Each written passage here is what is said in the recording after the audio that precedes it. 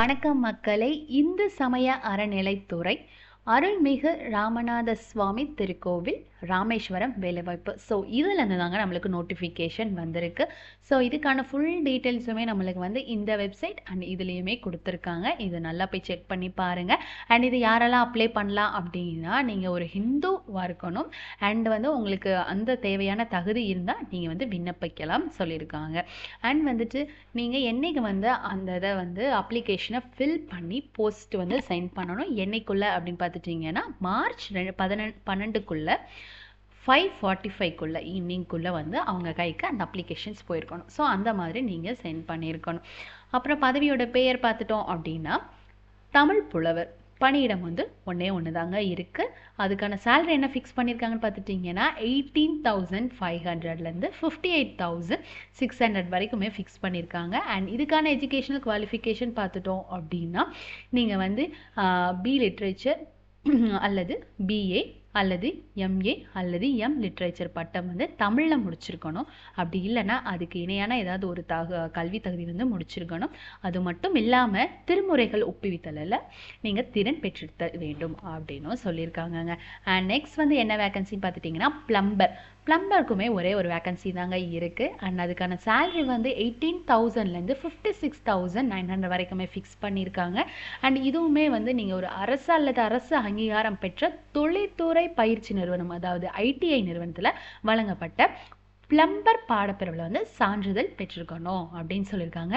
And அது மட்டும் இல்லாமல் 5 இயர்ஸ் அது ரிலேட்டடாக நீங்கள் வந்து எக்ஸ்பீரியன்ஸ்டாக இருக்கணும். அப்படி இல்லைன்னா 2 இயர்ஸ் வந்து தொழில் பழகுனர் அப்படின்ற ஒரு அனுபவம் வந்து உங்களுக்கு இருக்கணும்னு சொல்லியிருக்காங்க.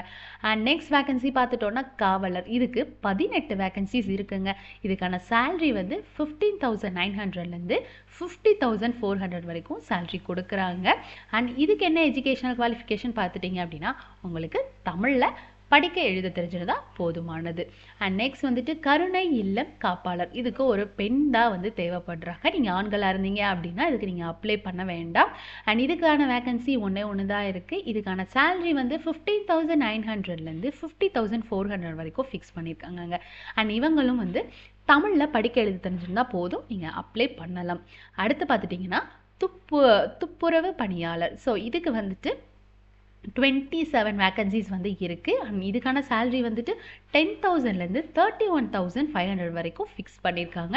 அண்ட் இவங்களும் தமிழில் பேசிக்காக படிக்க எழுத தெரிஞ்சுக்கணும், அவ்வளோதான். அடுத்து தூர்வை ஸ்வீப்பர். அவங்க வந்து 26 வேக்கன்சிஸ் வந்து இருக்குது. இதுக்கான சேலரி 10,000லேருந்து 31,500 ஃபிக்ஸ் பண்ணியிருக்காங்க. அண்ட் இவங்களுக்குமே தமிழில் படிக்க எழுத தெரிஞ்சிருந்தால் ஓகே தாங்க.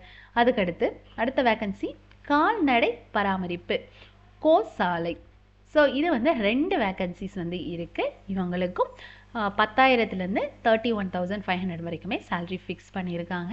அண்ட் இவங்களும் தமிழில் படிக்க எழுத தெரிஞ்சிருந்தால் போதுமானதாக இருக்குங்க. அதுக்கப்புறம் வந்துட்டு நீங்கள் வந்து இங்கே கொடுத்துருக்க அட்ரஸ்க்கு தான் நீங்கள் வந்து என்ன பண்ண போகிறீங்கன்னா உங்களோட அப்ளிகேஷனை சென்ட் பண்ண போகிறீங்க. ஸோ அதுக்கப்புறம் நிறையா இது நிபந்தனைகள்லாம் சொல்லியிருக்காங்க. ஸோ அதெல்லாம் என்னென்னு பார்க்கலாம். உங்களோட ஏஜ் லிமிட் பார்த்துட்டிங்கன்னா 18லேருந்து 45க்குள்ளே இருக்கணுங்க. அண்ட் நீங்கள் வந்து ஒரு ஹிந்துவாக இருக்கணும் அண்ட் சாமி நம்பிக்கை இருக்கிறவங்களா இருக்கணுங்க. அண்ட் அதுக்கப்புறம் பார்த்துட்டிங்க அப்படின்னா ஸோ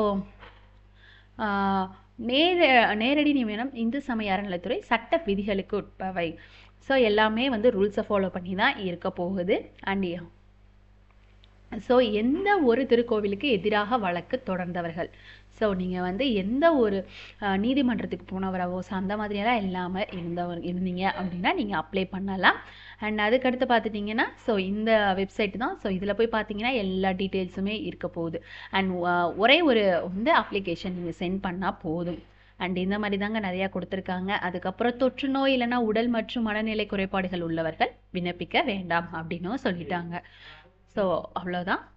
ஸோ இது மாதிரி தாங்க நிறையா கொடுத்துருக்காங்க. அண்ட் நேர்முக தேர்வில் கலந்து கொள்வதற்கு எவ்வித பயணப்படியும் வழங்கப்படாது.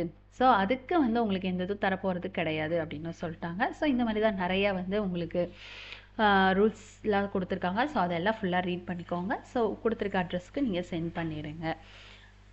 அண்ட் நெக்ஸ்ட் இது லாஸ்ட்டில் வந்து அப்ளிகேஷன் இருக்குது. ஸோ அதை ஃபில் பண்ணி சென்ட் பண்ணிடுங்க அவங்க கொடுத்துருக்க அட்ரஸுக்கு. அவ்வளோதாங்க. All the best. Hey! Ouch!